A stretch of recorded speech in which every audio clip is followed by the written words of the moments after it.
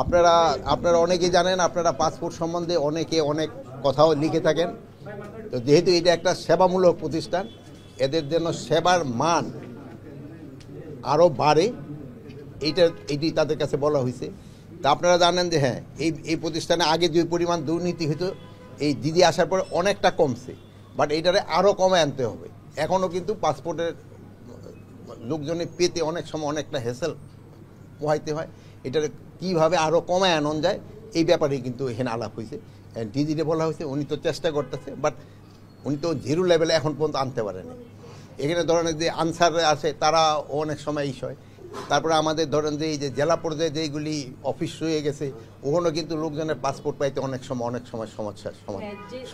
আর plus আমাদের একটা ওই যে এমআরপি পাসপোর্টের যে একটা সমস্যা ছিল, এটা ইনফ্যাক্ট এই পাসপোর্ট ডিপার্টমেন্টের জন্য হয় নাই, এটা হচ্ছে অন্য একটা কারণে। এটা যদি আপনারা অনুসন্ধান করেন বাইর করতে পারবেন, এটা আগের সরকারের একটা সমস্যা, ওইটা এগোঘাড়া এসে চাপছিল, কিন্তু এই সমস্যাটাও সমাধান হয়ে গেছে।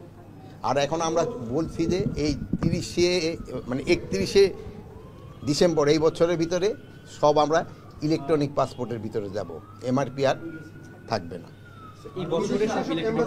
অনেক ক্ষেত্রে দেখা যায় যে হচ্ছে ভুয়া পাসপোর্ট তৈরি করার প্রবণতা এখনো আছে, দালালদের মাধ্যমে পাসপোর্ট তৈরি করা হয়।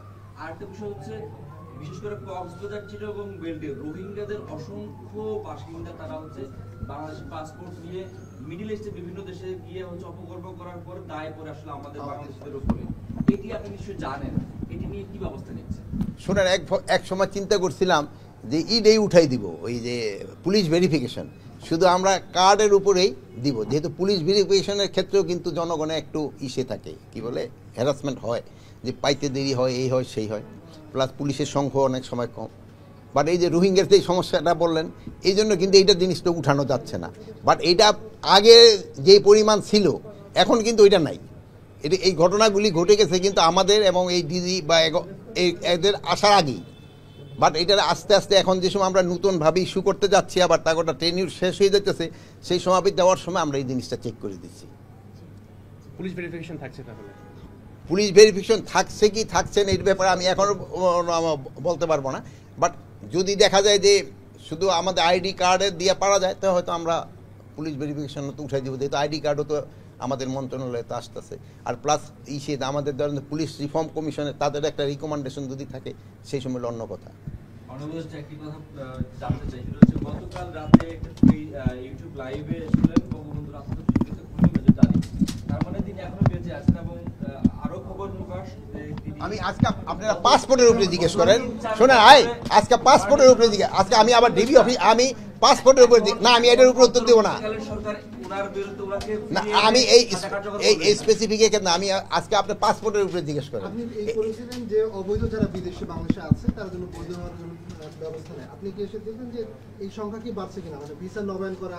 না, অবৈধ বলতে আমি কি বলছি, যে যেটা আজকে আপনাদের মিডিয়াও মনে আজকে আসছে, আজকে না গতকালকে পেপারে, আজকের পেপারে আমাদের দেশে বিদেশি অনেকেই আছে যাদের কোনো ভিসা নেই, ভিসা ছাড়া কিন্তু আমাদের দেশে তারা থাকতেছে এবং চাকরি বাকরি করতেছে।